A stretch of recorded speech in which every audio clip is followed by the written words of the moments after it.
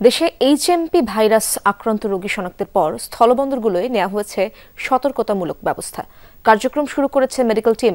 ভারত থেকে আসা পাসপোর্টধারী যাত্রীদের প্রাথমিক স্বাস্থ্য পরীক্ষা শেষে দেওয়া হচ্ছে প্রবেশের অনুমতি। এখন পর্যন্ত নতুন ভাইরাসে আক্রান্ত কোনো রোগী পাওয়া যায়নি। জেনেক্সে শিফট করো, লাইফকে লিফট করো।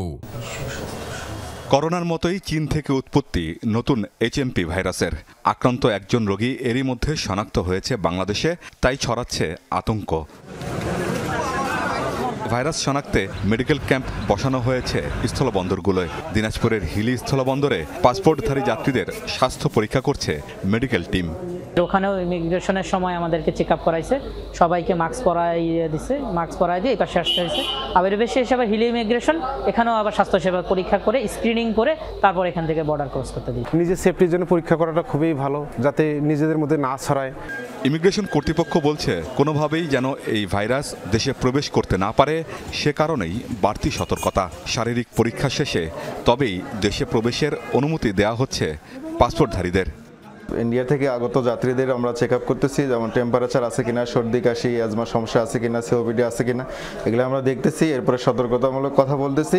এরপরেও যদি কোনোটা সন্দেহভাজন মনে হয় তাহলে পরবর্তী ব্যবস্থার জন্য আমাদের উপজেলা স্বাস্থ্য কমপ্লেক্সে পাঠানো হবে। ইমিগ্রেশনে এখানে ট্রিটমেন্টের সুযোগ নাই, আমরা আমাদের মেডিকেল টিম বসিয়েছি। তারা এটা যদি দেখতেছেন, যদি কারো এই বিষয়ে যারা অসুস্থ না তাদেরকে আমরা ইমিগ্রেশন করতেছি। যদি মেডিকেল টিমের নিকট প্রতীয়মান হয় যে কেউ অসুস্থ, তাহলে তারা মেডিকেল টিম তাদের ব্যবস্থা নেবে। সতর্কতা জারি হয়েছে সাতক্ষীরার ভোমরা স্থলবন্দরে।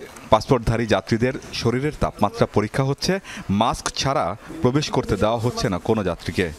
ইন্ডিয়া থেকে যারা আসছে যে যাত্রীরা, তাদের যে টেম্পারেচারটা দেখছি, তাদের শরীরে কোনো সমস্যা আছে কিনা, সর্দি জনিত জ্বর এইটাই দেখছি। কাউকে এখনো পর্যন্ত আমরা শনাক্ত করতে পারিনি, এখনো কোনো আমরা সে রোগী পাইনি। নতুন এই ভাইরাস নিয়ে আতঙ্কিত না হওয়ার আহ্বান জানিয়েছেন সংশ্লিষ্টরা। সুরক্ষা বিধি মেনে চলার পরামর্শ দিয়েছে স্বাস্থ্য বিভাগ। আমিন বাবু, যমুনা নিউজ।